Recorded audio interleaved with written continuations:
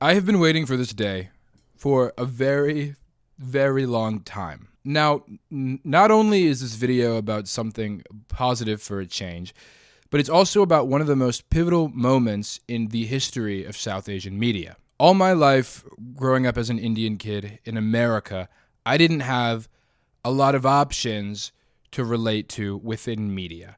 And of the options I did have,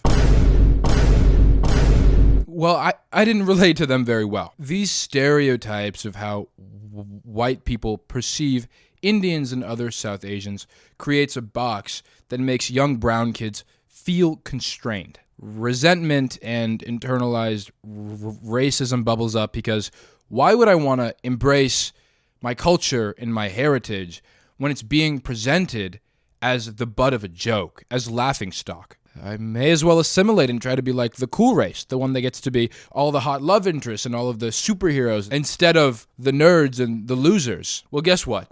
Now we get to be the superheroes and the love interests in one. It has been a rough journey to get here, you know? We are a minority, so there are so many of us with huge amounts of influence. And of the people that have made it, well, they were either consumed by the Western beauty standards or they grifted to get easier pay. So their representation is no better than the white man's perspective. But Dave Patel, my God, Dave Patel, you goddamn genius, I could just kiss you on the lips. You know why? Because Dave had the guts to do what no one else wanted to, or even thought was possible. He made an Indian main character cool as I mean, look at him. He's just got that swagger to him. He's sophisticated and he's sexy. And he made me want to go work out. No Indian character in a film that's been released in the US theatrically has ever made me want to go work out before. I don't care about the cultural impact. Thank you, Dave Patel, for making me and other Indian men feel sexy.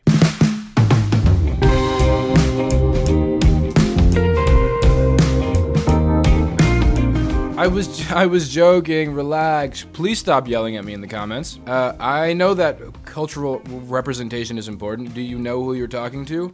Oh, you don't because you're new? Well, welcome to the Saji Sharma channel. Hit that subscribe button and join the community today. Oh, you're not new and you're already subscribed? Check out my Patreon to further support the channel. Oh, you're subscribed to the channel and the Patreon? Here's a kiss on the forehead for you and you only. Mwah. This is my alter ego. Anita Max win. I hope you feel special because you are. Anita Max win. And to everyone else, that could be you one day. Today we are talking about Dave Patel's new film and directorial debut, Monkey Man. Now this movie is much more than just its plot. This is art made for the people. This film is a selfless act. Dave wanted Indian people and the entirety of the Western world to challenge their own view of the Indian man and of Indian people, as well as India's politics and the system of oppression created because of it. Hello, people of the world. How do I hold the camera? Do I hold it like this? Hi. Hello. Hello, Internet. So you might be wondering why it sounds like I recorded on a potato. I didn't. I recorded on this microphone that looks like a vibrator that I've noticed everyone comments on all of my videos. Joke's on you. That was intentional. That was my plan all along, for my microphone to look like a vibrator. So go feminism.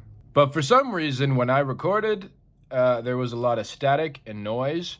So in order to get rid of some of that noise, I used AI. Oh, I know. Whoa, Saji, you used AI. Shut up. What else was I supposed to do? It was either AI or you don't hear me well. Because of that, in the parts in the video where I'm not talking, there's no static and there's no noise. And then in the parts where I am talking, there's a little bit of static and a little bit of noise. So I'm so deeply sorry if this hurts your feelings, but yeah, just thought I would let you know for future reference so you can watch the rest of the video and understand why it sounds like I am recording in the Dust Bowl. Okay, goodbye. But before we get into the movie, I would like to discuss what makes representation good and what makes it performative, and how Monkey Man was able to break out of the mold that has stereotyped South Asians for so long. As I mentioned in the beginning, bad representation is very harmful, as we've seen with South Asian representation in the West. Constantly portraying Indian men as nerdy, effeminate, weak, asexual. I only put Abed in there because he fits a few of the characteristics, but Abed is different, okay? He's not like the others. But this is crazy because I don't think there are more action movies anywhere else than within Bollywood. I mean, it is masculinity prime time over there. However, because we've only had a very limited view of the type of person Indian people can portray, well, that has sort of perpetuated itself into reality. Because now not only are brown kids having a tough time relating, but the general public will also have a false imprint of what the average Indian person looks and behaves like. A lot of the racism that me and many other Indians have faced is largely in part due to these portrayals in media. You can see this affecting people like Mindy Kaling, who grew up in the Western world consumed by white beauty standards, to then make it in the entertainment industry only to not be self-aware enough to properly assess how her biases and internalized racism bleeds into her very influential work, which I have a whole video on if you would like to check out. This is why it is so important for Indian people to give their unique perspectives and create new stories. Breaking that mold and perpetuating new stories is something that is desperately needed. Like the Urban Indian, a small brown business that sells urban Indian clothes, like this polo. Whoa. Oh, yeah. Yeah, I fucking lift. Yeah, I fucking lift. They got a lot of comfy clothes and a lot of different languages so that you can feel properly represented. If you want to check them out, you can use code Saji10 for 10% off your order. This isn't like a typical sponsor. These guys are still a very small business, and I really just would like to help them out. And their stuff is just very well made. And their intentions are very pure, so please check them out if you can. Now, don't get me wrong, we have gotten better representation in the past decade, absolutely. But a lot of it, at least in the realms of Hollywood, tends to revolve around the struggles of what it's like as an Indian American living in America. The struggles as a first or second generation immigrant. Now, I'm not trying to sound picky here, because that is a very nuanced perspective that is important to share. But we're not telling news stories. We're not getting brown leads that are shaking the boundaries of what it means to be a brown person. Brown leads that are looked up to as iconic figures across all people and not just in the South Asian diaspora. Brown leads that are using their culture and showing brown kids that it is cool, that we can be cool. Monkey Man hits this nail on the head with such stunning precision and delicacy that by the time this film is done, it leaves you yearning for what could have been, had the entertainment industry given more South Asians a chance rather than just shoving a caricature down our throats for our entire lives. Which is crazy because this movie was almost not even given a shot. But I'm getting ahead of myself. Let's talk about the movie. Spoiler warning, I will be getting into spoilers, so if you haven't seen the movie, go watch it and then come back. Monkey Man on its surface is a revenge story based on the epic Ramayana and the half-man, half-monkey god Hanuman, which is then used to tell a deeper story of collective oppression and suffering. Dave's character, Kid, is a victim of corruption and political oppression, with a spiritual and religious leader acting as a kingpin atop this massive social hierarchy. Kid has to learn and understand how to deal with his trauma through trial and error, only to be shown his purpose by the Hijra community, learning about the collective struggle among oppressed people as well as how to overcome it. There are several literal parallels to the Hanuman story, like the big juicy mango, Kid's love interest being held captive by the chief of police, and also her name just being Sita, Kid being captured by Baba Shakti's men and escaping, like how Hanuman did when he was captured by Ravan's men. But ultimately, Hanuman is used as a symbol to represent Kid's willingness to overcome and fight his demons,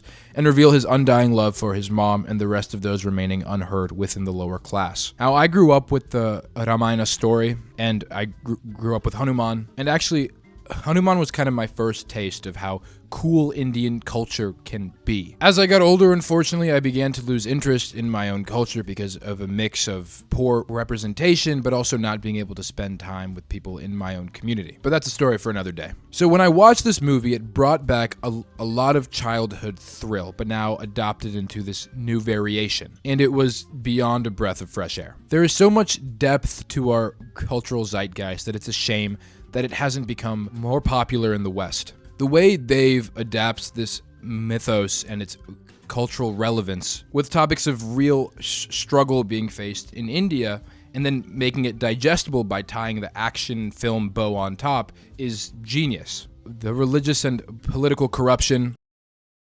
trans people in the Hijra community, collective punishment, and trauma. While celebrating our cultural treasures like Indian classical music and Diwali and Hanuman, he also opens up and examines wounds inflicted by the people in power. And don't get me wrong, it would be different if this film broke cultural boundaries but was just like an alright movie. I wouldn't be talking about it with the same passion that I have right now. Because Monkey Man also breaks boundaries within the action film genre itself, taking inspiration from the action world of Bollywood as well as Hollywood and giving birth to something entirely new. The fight choreography, the cinematography, the writing, the pacing, the societal critiques, it's all just very well done. There was a lot of care and intent developed by Dave, not just for the sake of good representation either, but to show people that he can make a good fucking action movie. One of Dave's #1 inspirations for this movie was Bruce Lee's Enter the Dragon. I mean, Bruce Lee changed the game when it came to how Asian people were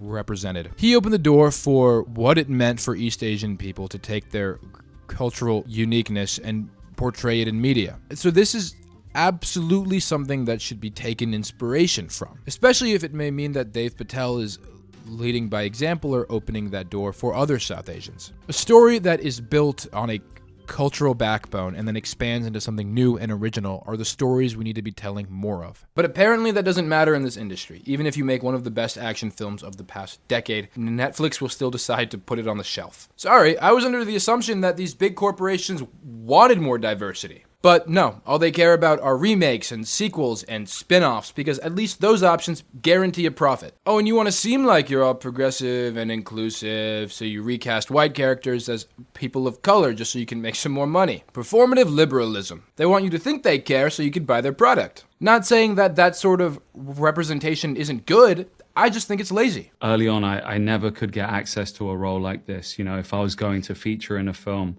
with, you know, action in the theme, I would be the comedic guy on the side, the tech dude or whatever.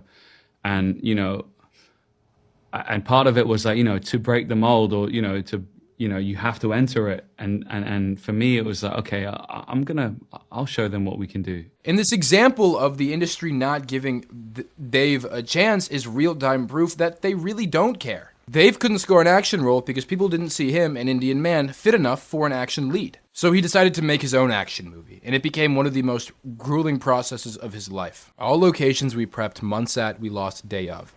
So he had to adapt last minute, he continued. The borders closed also, so I couldn't bring in lots of supporting characters. I ended up having to put every tailor, lighting guy, accountant, etc. in front of the camera. Speaking of cameras, most of our equipment broke and we couldn't fly in new stuff. So we literally shot stuff on my mobile phone, GoPros, and the list goes on and on. Patel wrote that there were days when his production designer said the production literally didn't have any money to complete certain sets. One of our producers ran his personal credit card to buy the glass to cover the tabletops. He also broke his hand and toes when he was filming, so goddamn props to him. And through all of those trials and tribulations, Dave still made a fantastic movie and Netflix still decided to shelf it. What a shame. If it wasn't for Jordan Peele finding it in the abandoned closet at the Netflix headquarters, then who knows if we would have been able to see this movie on streaming, let alone a theatrical release. And who knows what other great films have been left behind because streaming services are so out of touch with what it is we actually want. The action genre has been abused by the system, Patel said at South by Southwest while introducing the film. A quick buck. Mindless shit. I wanted to give it soul, real trauma, real pain. You guys deserve that. I wanted to infuse it with a little bit of culture. And that's exactly what he did, blending together the oppressive culture of India's political system with the gruesome and visceral violence of the action movie. Monkey Man is the warrior of the oppressed. He struggles in the beginning with his anger and sense of self, but ultimately finds his purpose through sharing that struggle with others and finding a voice for them. The representation of the Hijra community is something that I didn't ever think I'd see done in this kind of way. Hijras are considered a third gender people that live in communities and often face heavy discrimination. So it was really great to see their community act as this sort of sanctuary for Dave's character. The Hijras really do show him the sense of community and collectivism that can arise out of trauma that is caused by oppression and capitalism, and that by coming together, it can be easier to find yourself. It is also super interesting to note that this film hasn't been released and most likely won't be released in India without heavy censorship. Everything about Monkey Man is pretty much a direct critique towards the political party in power, the BJP. That being said, I do wish this film fleshed out a few of its political themes a bit better. This film centers around Kid and his individual struggles after facing the consequences of police and government corruption at a young age. This obviously traumatized him for life, and he spends the rest of the film trying to learn what to do with that aggression. He then understands the collective struggle after spending time with the Hydra community, and they teach him how to embrace his trauma in order to be ready enough to face and overcome it. However, since the Hydra community is the marginalized group that the film decides to focus on in order to relate to Kid, I wish we were able to spend more time with them to really experience their struggles. Like, I know why Kid is angry, we got his whole backstory. It makes sense why he's so upset at the cop that killed his mom. But I need more motivation from him to be collectively angry rather than just individually angry. Those lines become blurred. There was a lot of montage going on when Kid was spending time with the Hydras, but I wish we got more personal and intimate scenes where he was really experiencing and understanding the shit that they have to deal with that's inflicted by those same elites that hurt him. Because then he'll understand what makes their struggles unique also brings them together, to then use the symbolism and power of Hanuman to fight for the collective struggle. The only motivational scene we get is Kid witnessing the aftermath of one of the Hydras getting assaulted. But it isn't really enough to fully understand what it is they go through in its entirety. It almost feels like the movie expected us to know what